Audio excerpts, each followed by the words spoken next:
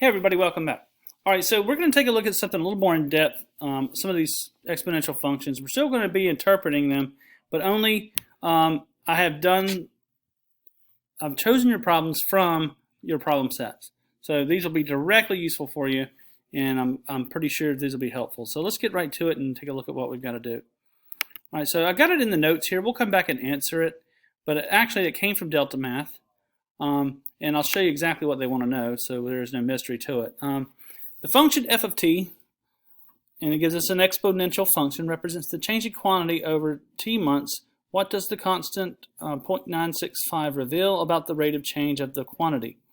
Okay, and down here they have some boxes where I can answer these questions. All right, so is the function, the first question, is it growing or decaying? Well, if this number in here is less than 1, it's decay, and that is less than 1, so that part's pretty easy. So it's definitely a decaying function.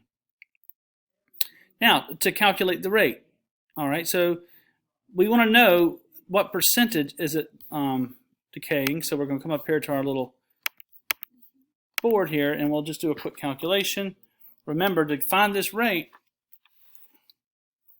we would say the rate is going to be 1 minus 0.965, and that's equal to 0.035. Now their drop-down box has it as a percentage, so we move our decimal 2 places, and we get 3.5%. Okay, there's part of our problem. We'll go back and put that in there. So now we've got 3.5% right here. All right, now this question is kind of interesting. It says, this drop down says years, 30 months, day, month. Okay, so what's happening here? See that 30t? And it says represents the change in quantity over t months.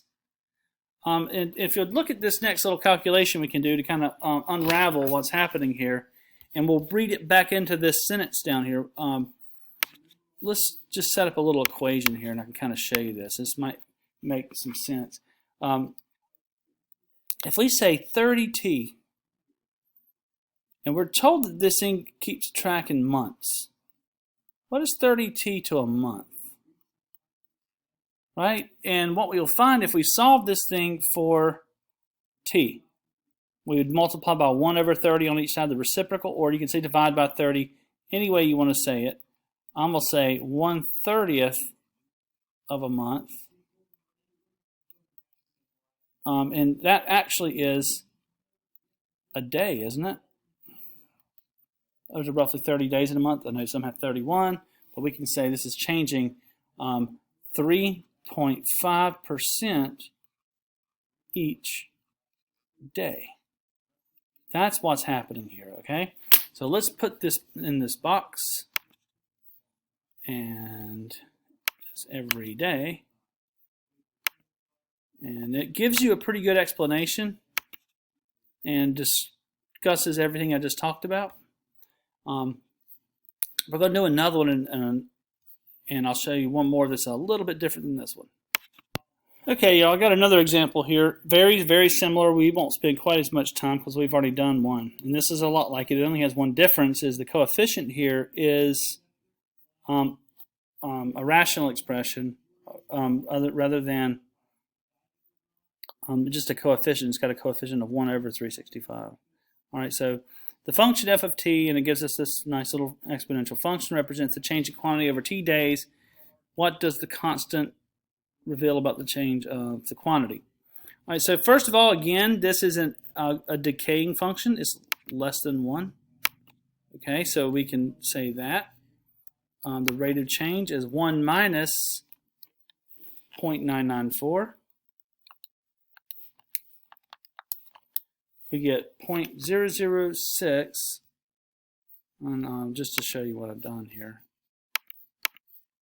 What you get with that is when you do 1 minus 0.994, you get 0.006.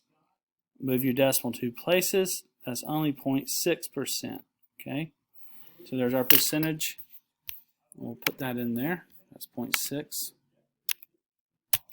And every watt. Here's the tricky part. Can be tricky. So let's see if we can wrap our head around this and read it first. It's quantity over T days. So it's changing 0.6% over T days. Let's set that up again in a little equation. So we get T over 365. And we're going to write T divided by 365, and we're talking days here. Now to solve this, we need to multiply by 365 on both sides. So I'll even show my work.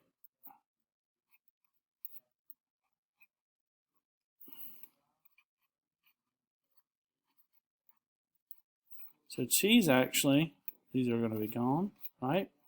365 days. And I think that's a year. Last time I checked. And we'll select the year box. All right, so let's make sure we interpret this correctly. We're saying this thing is changing about 0.6% every year.